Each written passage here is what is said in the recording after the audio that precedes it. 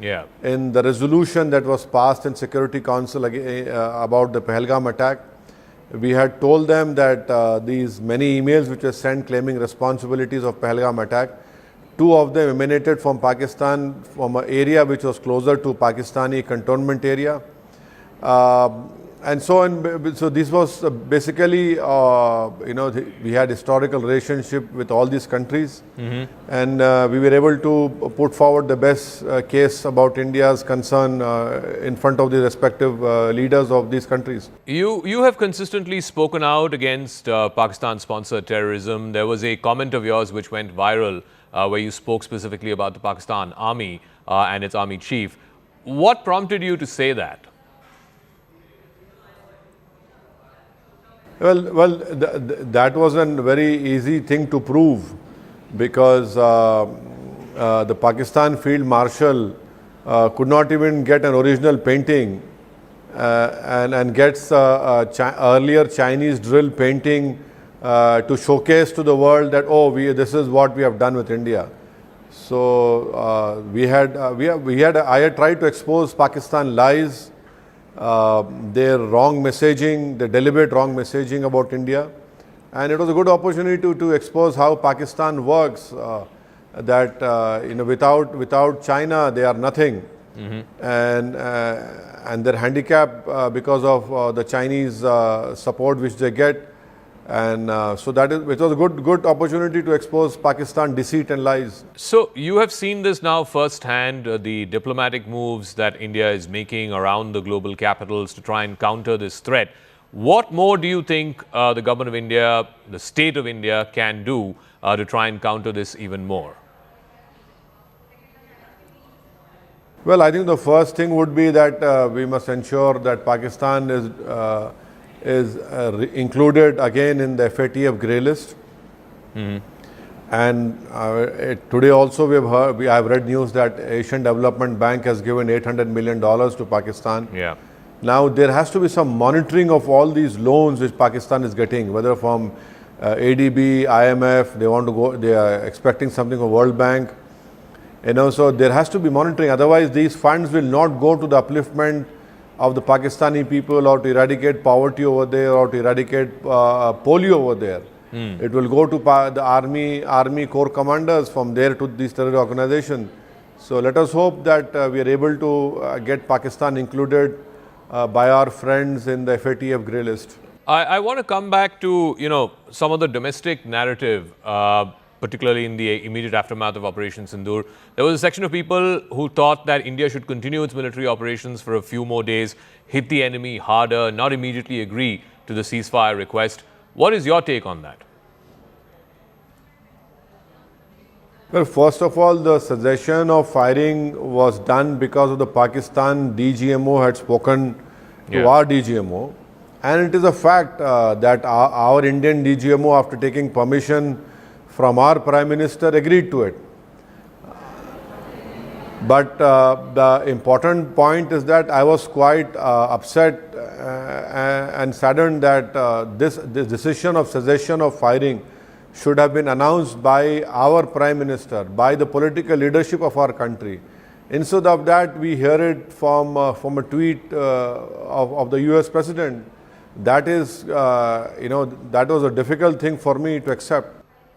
Finally, this political unity that we saw, at least certainly in the aftermath of Operation Synindur, that now seems to be unraveling despite whatever your delegation and other delegations have done in global capitals. Rahul Gandhi, for example, just a few days ago saying that Prime Minister Modi surrendered under pressure from Mr. Trump.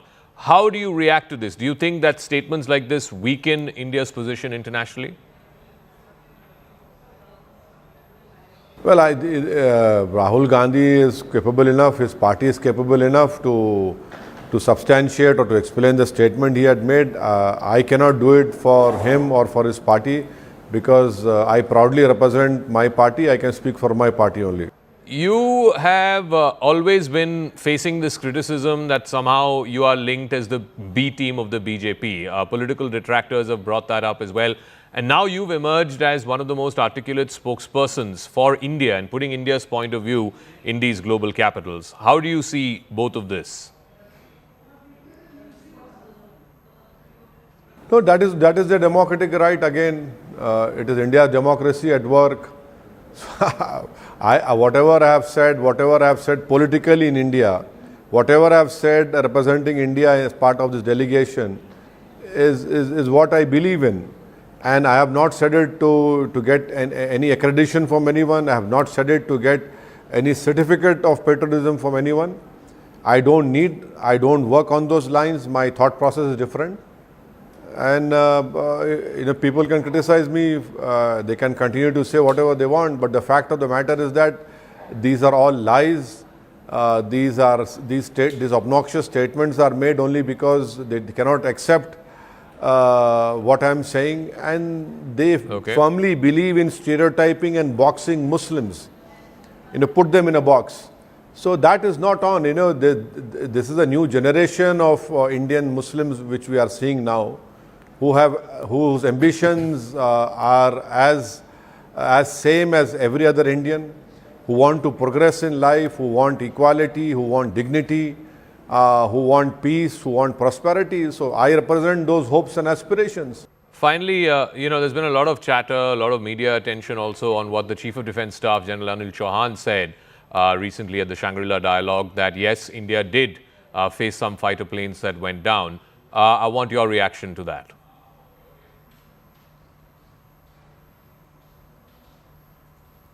The reply to your question is that I and my party, we are proud of our defence forces. We are proud that our air defences had worked properly. We are proud that all the platforms worked properly. We are proud that on the night of 9th from Gujarat to Punjab to Rajasthan to J&K, the border was lit up, which was Pakistan was sending the drones, firing, shelling. It's very unfortunate that civilian died in Poonch, which includes 2 twin children and an imam of a masjid. We lost 5 of our government personnel. Okay. That's what I can say. But I'm sure when the parliament starts, the government will be asked all these important questions. We have recently heard a statement from the CDS, who attended a very prestigious IISS Shangri-La Dialogue and said what he said. So of course, that is also an acceptance by the government. The CDS cannot say it without the consent of political leadership.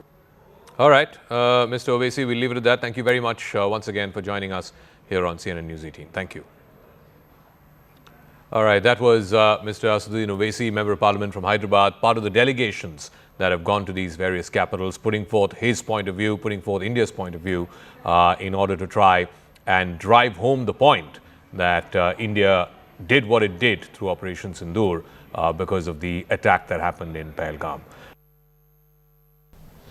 There's a lot of geopolitical flux, not just in the Indo-Pacific, but certainly what we've seen here in India in the last month and a half after the Pahalgam terror attack and then Operation Synindur. What is the global view on what has happened in this part of the world, as also what happens now to the Indo-Pacific, the Quad? I'm now joined by a very, very special guest here on this special CNN News 18 interview. Mr. Richard Marles is the Deputy Prime Minister and the Defence Minister of Australia. Thank you very much for joining us and welcome to India. You incidentally are here on the 5th anniversary of the establishment of the India-Australia Strategic Partnership. How would you view these last 5 years? Well, I think we've seen the relationship go to a completely different level, and we're very grateful for the leadership of Prime Minister